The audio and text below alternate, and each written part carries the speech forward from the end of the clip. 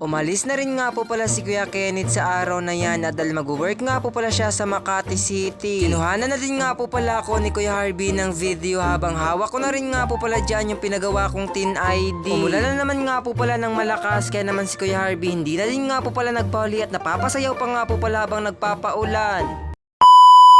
Hi guys! A day in my life as a baawenyong mini vlogger at the age of 21. Kaya naman, let's go! Hapon na din nga po pala sa mga oras na yan at kinuhanan ko na din nga po pala ng video sila kuya habang busy nga po pala sa pagkakalo. Kakatila nga lang po pala yung ulan kaya naman sila kuya sinimulan na rin nga po pala yung pagbubungkal dito nga po pala sa may lupa at tabi nga lang nga po pala to ng kalsada. Bale yung ilalagay nga po pala dyan abay walang iba yung pinagmitingan nga po pala dito sa aming barangay ng Bagong Bayan kundi yung solar light nga po pala. Kaya naman magliliwanag na rin nga po pala ang aming kalsada dahil kaliwat kanan na din nga po pala yung ilaw or yung street light. Mag-alas 3 pa nga lang po pala ng hapon. Ito naman nga po pala si Kuya Kenneth abay ready na rin nga po pala yung mga dadalhin nga talaga niyang gamit. Kaso dumating naman nga po pala yung kanyang masakyan nga po palang van abay mag 4:30 na rin nga po pala ng hapon at dahil meron mo na nga po pala tong pinag-pick up sa may liga. Nakapag-isip-isip na rin kasi nga po pala itong si Kuya Kenneth na kinakailangan na rin nga po pala niyang magtrabaho at bali mag-work nga po pala siya sa may Makati City para naman makapag-ipon-ipon na rin nga po pala siya at kung ano naman nga po pala yung gusto niyang bilhin ito'y makukuha na rin nga po pala niya for today's video. Alas 9 na rin nga po pala to ng umaga at pagkatapos nga po pala namin ni Kuya mag-almusal ito'y sinama na rin nga po pala akong kuhanin nga po pala itong pinagawa naming Tin ID. Kasi yung sabi ko nga isa na rin kasi nga po pala itong pinaka-importanting hinihingi po pala sa akin ni Meta ka naman eto na hawak-hawak ko na rin nga po pala yung sarili kong Tin ID. Kaya naman isa na nga lang po pala yung aking asikasuhin kundi yung sarili ko nga po palang bank account para naman syempre ito'y makumpleto at makapasa na rin nga po pala ako kay Meta. Pero sa ngayon siguro manifest ko muna nga po pala at wala pa naman kasi nga po pala akong budget para nga po pala dito sa aking bank account. Malay nga natin soon abay wala naman nga po palang imposible. Kaya naman sa ngayon tamang tiyaga nga lang muna sa paggagawa nga po pala ng content or mga mini vlog ko nga po palang kaganapan sa buhay. At syempre bago nga po pala ako magpapatuloy sa aking pag-voice over ito'y magsha-shoutout muna nga po pala ako sa lahat nga po pala nagko-comment sa aking mga mini vlog. Kaya naman shoutout sa'yo April Anrapinian Ramos, Kurt Axel, and syempre pati na rin sa'yo Janine Clarito. Kaya kung isa ka nga rin nga po palang gustong magpa-shoutout sa aking next mini vlog ano pa hinihintay mong mag-type at mag-comment ka nga lang nga po pala sa may comment section. Ito'y balik na rin nga po pala ako sa mga kaganapan ko sa mga oras na yan at kinuhanan ko na din nga po pala ng video. Eto nga po palang paglilinis ng aming mga barangay council. Hindi nga lang po pala yung masipag naming barangay council kundi kasama pa rin nga po pala nila yung lahat nga po pala nag-work dito nga po pala sa aming barangay ng Bagong Bayan. Gaya na nga lang po pala ng mga tano din syempre yung mga nag-work nga po pala sa center.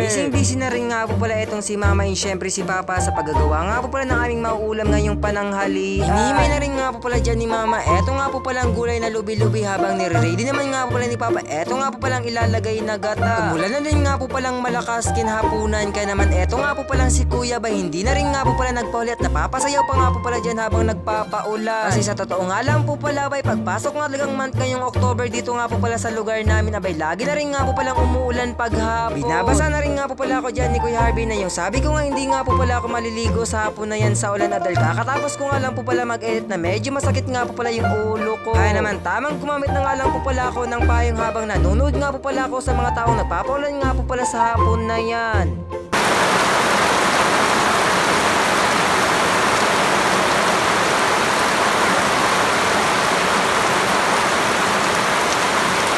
Sa sobrang nga din nga po palang lakas ng ulan ito'y tumagal nga din nga po pala ng ilang oras. At sa mga ganito nga rin nga po palang malamig ang panahon ito'y mapapakapi ka nga talaga for today's video. And syempre nakakamiss nga rin nga po pala yung panahon kasama mo nga rin nga po pala yung mga kaibigan mong naliligo sa ulan at naglalaro nga po pala dito sa may kalsada. Nasa ngayon tamang nude-nude na nga lang po pala dito sa mga batang naglalaro at napapaisip ka na nga lang talaga. At bago nga rin nga po pala matapos ang aking mini vlog sa mga hindi pa nga pala dyan sa akin nakafollow ano pa hinihintay nyo i-follow nyo na rin nga po pala ko. Para naman syempre always na rin nga po pala kayong update sa aking ina-upload na mini vlog. At sana kung gaano nyo nga po pala ako sinusuportahan sa aking pag-mini vlog sana gano'n nyo na din nga po palang suportahan yung mga ginagawa namin ni Kuya Harvey mga content. Sabi ko nga masarap nga po palang maghigop ng kape sa mga ganito nga po palang panahon na umuulan kaya naman si Mama hindi na rin nga po pala nagpaulat nakapagtimpla na din habang nagkwekwentuhan nga pala sila ng tita ko. Yun lang.